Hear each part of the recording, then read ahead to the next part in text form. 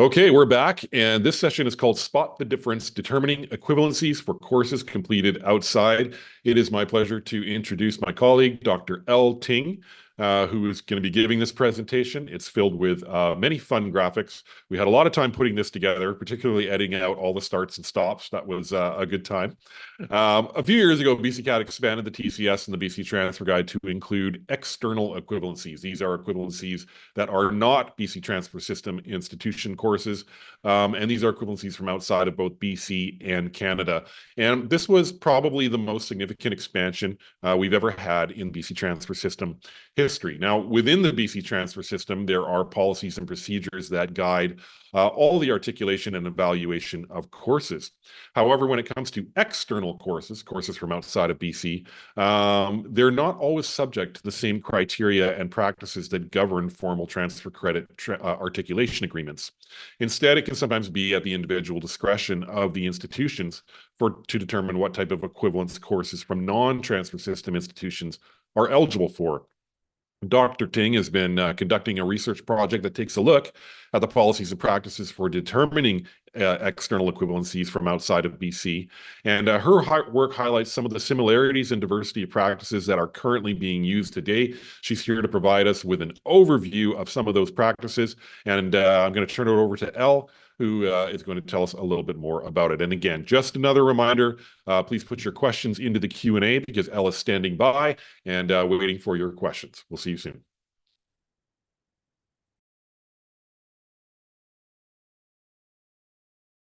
Thanks, Mike, and happy jam to everyone once again.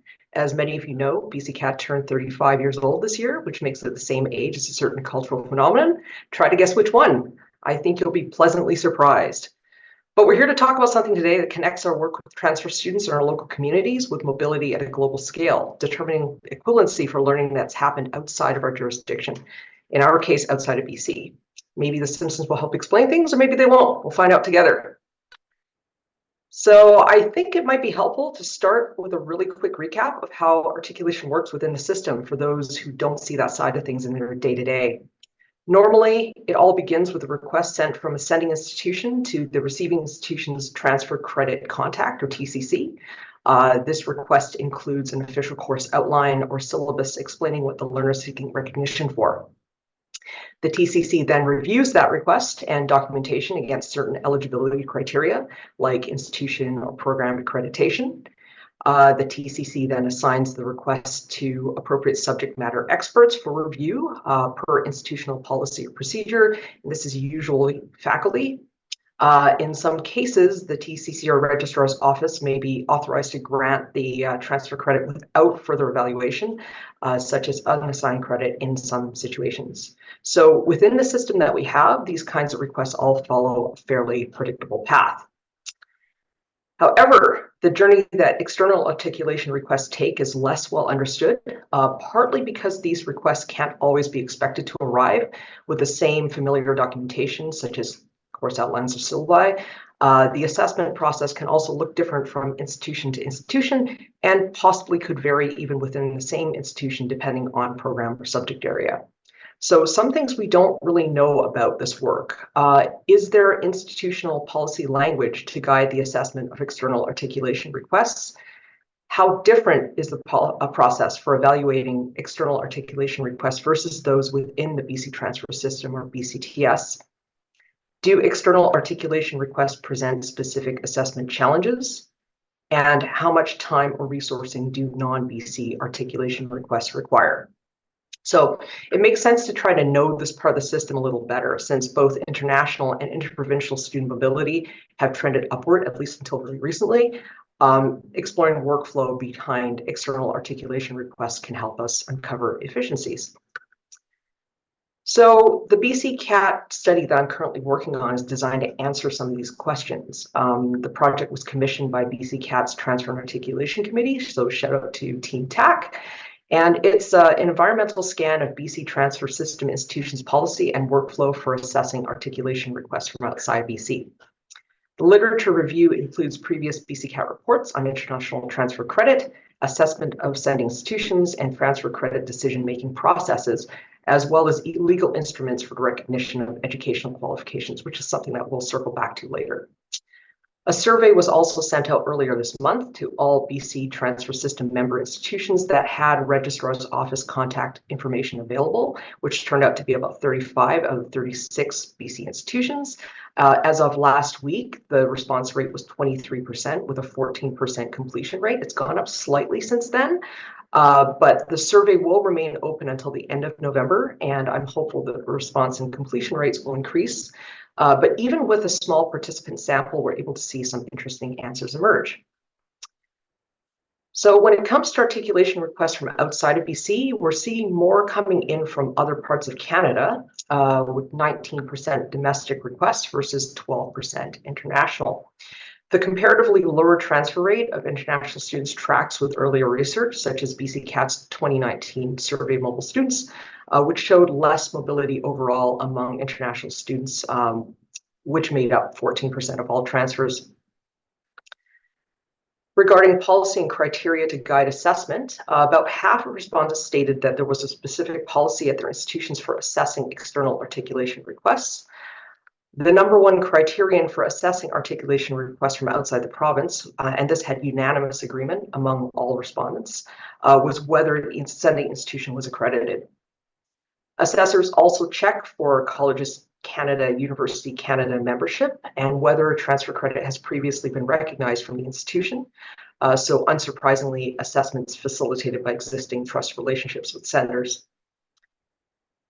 Other information used in assessment includes the International Handbook of Universities, which is a UNESCO published directory of universities around the world. UK NERIC, the UK government agency that verifies international qualifications to UK standards. And I'll just note here that many countries, including Canada and the US, have a NERIC, which stands for National Academic Recognition Information Center. And there's also faculty evaluation. In terms of process, the majority of respondents said the process for assessing transfer credit was generally the same, regardless of where the request comes from. 83% of respondents also noted that requests were handled by the same assessors, regardless of request origin. Most said assessments involved a faculty member and or department head, about 71%. Less frequently, it was reported that the registrar or associate registrar was active in evaluating external transfer credit. 50% currently use the transfer credit system, or TCS, in assessing external equivalencies, and 86% identified the registrar's office as the central repository for transfer and equivalency information at their institutions. For programs, the majority of articulation requests arriving from outside BC tended to be concentrated in a few specific subject areas, which are business, arts and humanities, science, engineering, computer science, and kinesiology. And it won't come as a shock to anybody here that the majority of courses tended to be first and second year, which are quite portable by design, although diplomas and bachelors of business administration, or BBAs, are also quite common amongst non-BC articulation requests. Respondents also identified a few challenges regularly encountered in assessing external articulation requests. Everyone who responded to the survey noted that external articulation requests take more time to process, and in almost all cases, this meant taking up significantly more time and resources. 100% of respondents also noted that the most common problem that comes up in assessing external requests is missing or unclear documentation. Other pain points include verifying institutional accreditation, a lack of resources, managing records of equivalencies, not having clear standardized procedures, and document fraud. As far as the BC transfer guide is concerned, there is no conclusive evidence at this time that the inclusion of external equivalencies has led to a significant change in the number of type or articulation requests that institutions are receiving. 71% saw no significant change in number, and 60% saw no significant change in type of requests. Now, I'll note too that there's a fairly wide margin of uncertainty, but so far, on balance, the effect seems negligible, at least. However, as the addition of these equivalencies to the BCTG is still quite new, having only begun around 2019 or 2020, this would be a good point to revisit in the future as their inclusion becomes more normalized. There's also a question of what the BC Transfer Guide can do to streamline processes. While 80% of respondents said they were aware that they could publish external equivalencies in the BCTG, only about 40% said that their institutions were currently doing so. So this might be an area in which BCCAT can offer institution support. BCCAT does about 90% of the work uploading relevant data, and the process takes about 1 to 3 months. So the institution just has to provide us with the data and then consent to having it published in the BCTG. So if this is something that you'd like to learn more about, please reach out to us and let us know how we can help. Finally, the principle of substantial difference may also facilitate more streamlined evaluation of external requests for transfer credit. Substantial difference is a term used in the international recognition community to describe significant differences found between what the learner has and what the learner is seeking recognition for, such that recognition must be refused. So in other words, these are deal breaker gaps in qualifications that are serious enough to prevent an applicant from accessing further study, research opportunities, employment, and so on.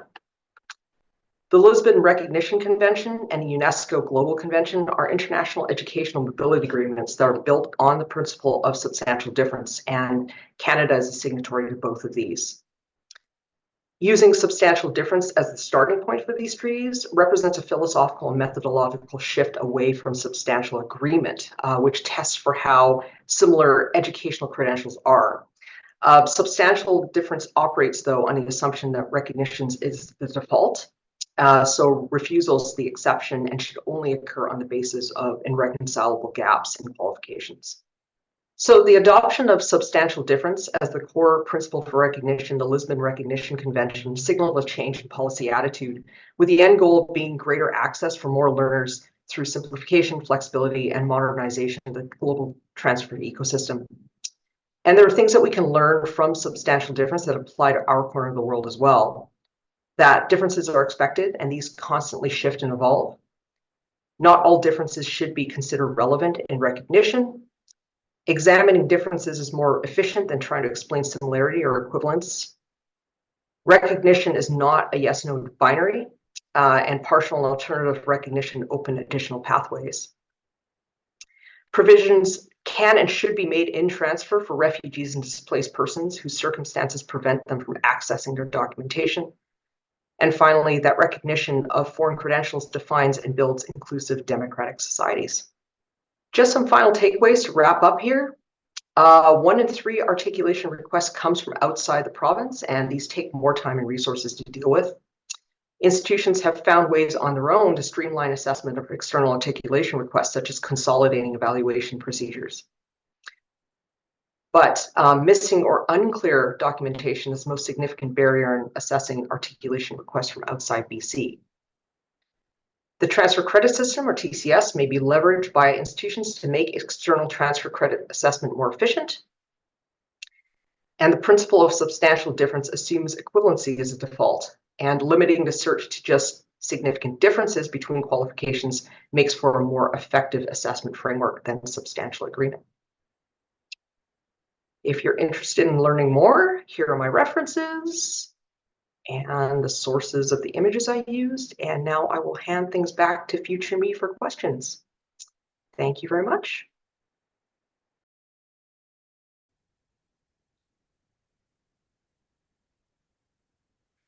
Okay, and we are now back, and it is my pleasure to welcome Dr. El Ting, who is standing by to answer your questions. Welcome, El.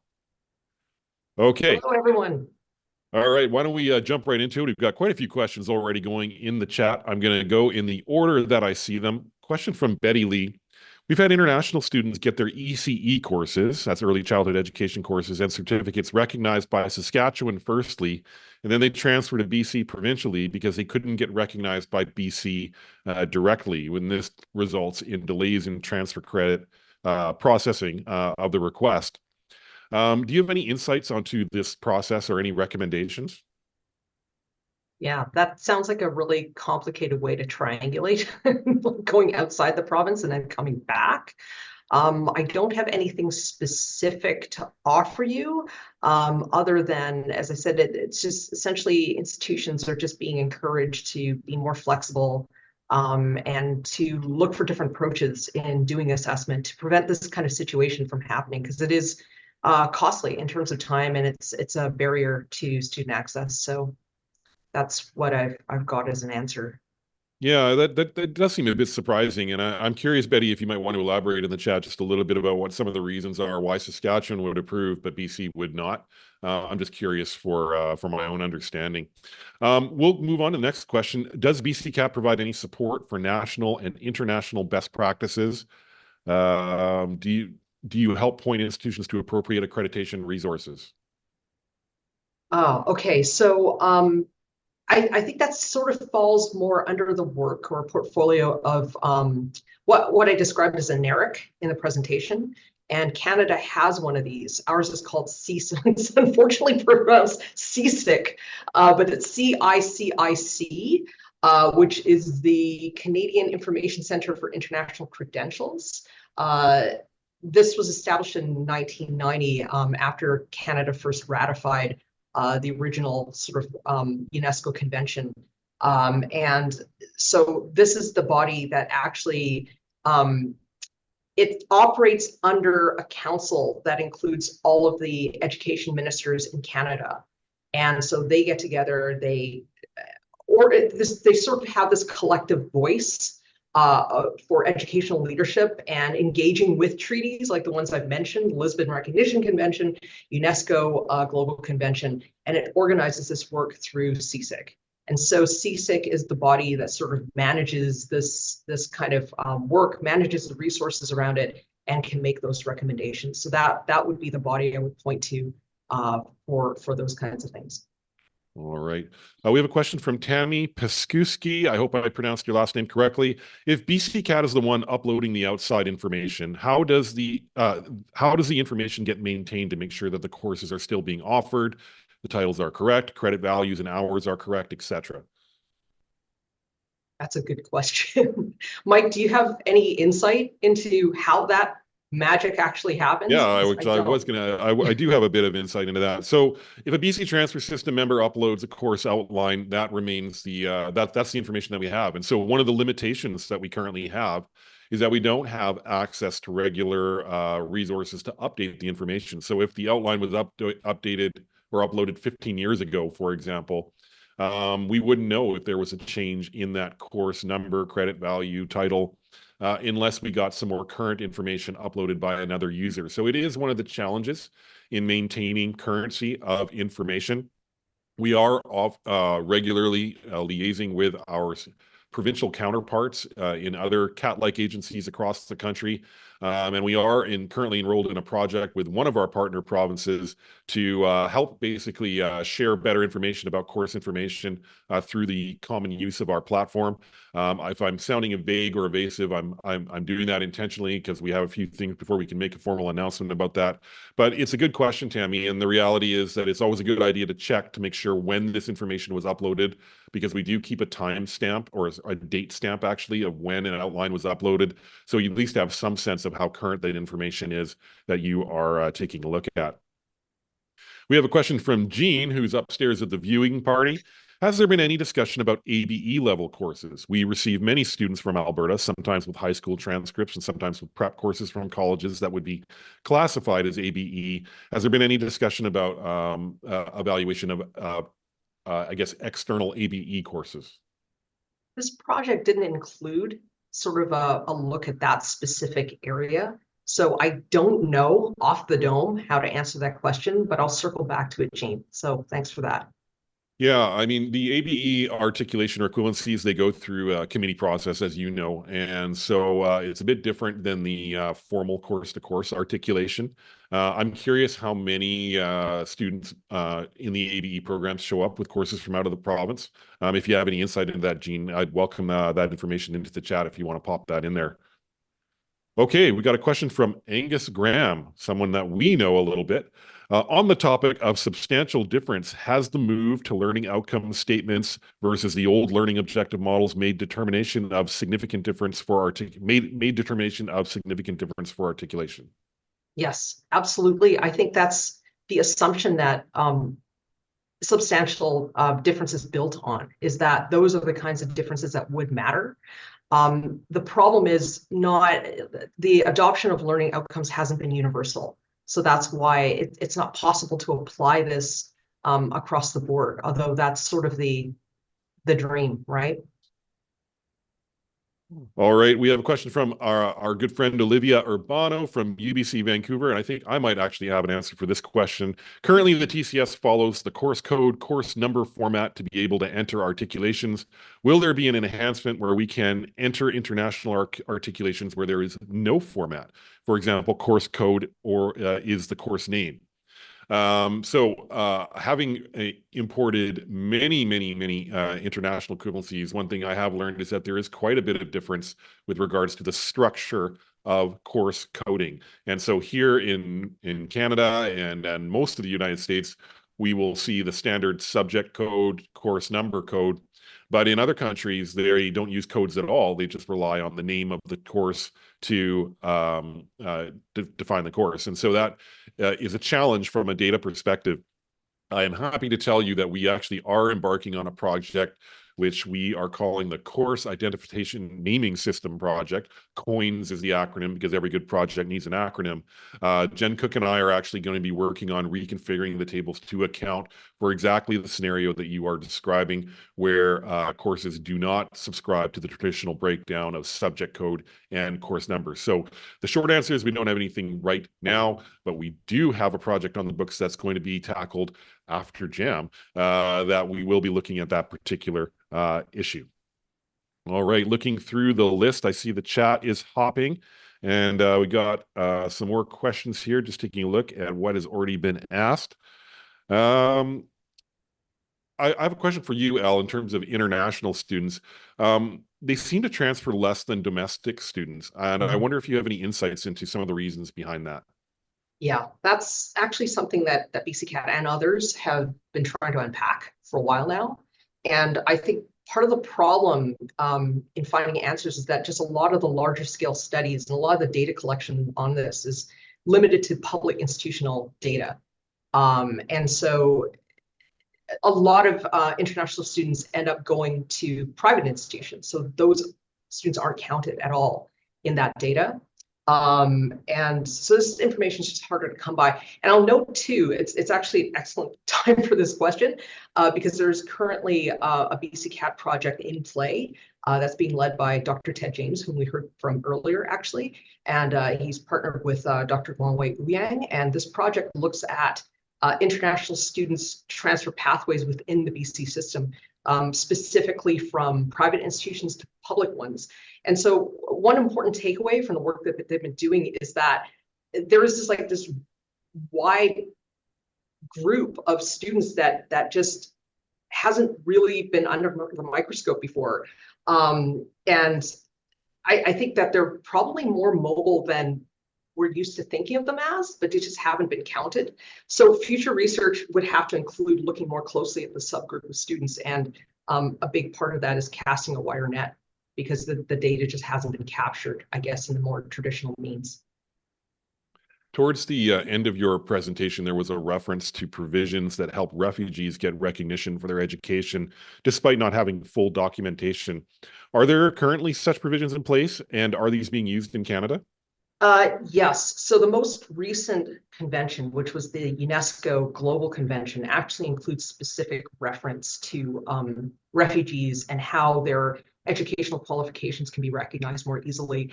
So there isn't anything prescriptive in that document saying, well, here's how you do it.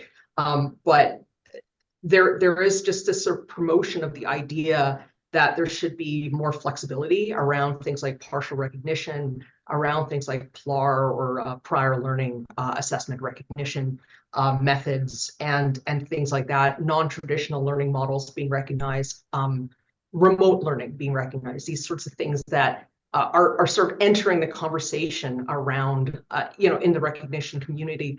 And I'll note too that UNESCO actually did publish a companion document to the Global Convention. It's titled Toolkit for Recognition of Refugees' Qualifications. And many NARICs, including ours, CSIC, there's a lot of acronyms, sorry everyone, but they've adopted that document as a framework for advising assessors on alternative methods. And in fact, if you go to CSIC's website, they have a page on it specifically on more flexible sort of recognition. And it refers to those documents and those sections on refugees' qualifications, because obviously that's a political reality, right? There are just a lot of people and, trying to get recognition, but for so many practical reasons cannot produce this formal, complete documentation. That's not the world we live in, right? I don't think it ever was, but there's just sort of a recognition now that there has to be greater flexibility to attain access for more people. Okay, I think we're getting close to time. We have one final question from Andrew Wilson from ONCAT. Is there any desire to add high school level credit programs, thinking of CAPE or GCE, CEGEP? Has there been any talk about that? Are you familiar with that? Yeah. Again, I didn't look specifically at levels in this research, so I can't speak to. I'm going to look at you, Mike, again. Do you have any sort of insight into that? I feel like you're doing all the heavy lifting on these questions, so No, I'll just take no. all the credit. Thank you. Well, I mean, as you know, we have advanced placement AP and IB listings within the transfer guide. We do not currently have for CEGEP or GCE A levels, those types of curriculums. However, they follow very similar formats, at least from a data structure point of view, as IB and AP. So it's a possibility. Andrew, and I think that if there was sufficient demand, if people wanted to see A-level listings in the BC Transfer Guide, we'd certainly be open to expanding the TCS to enable that. So if that's something that the transfer system is interested in, let us know. Okay, I think we are right at time. Our next session starts at 2:15. So we're going to take a 1-minute break. I want to thank Elle for taking the questions and for putting together the presentation. Always enjoy seeing all the different Simpsons references. That's always a fun thing for me as well. So thank you. And we will be back in 2 minutes. Thanks, everyone.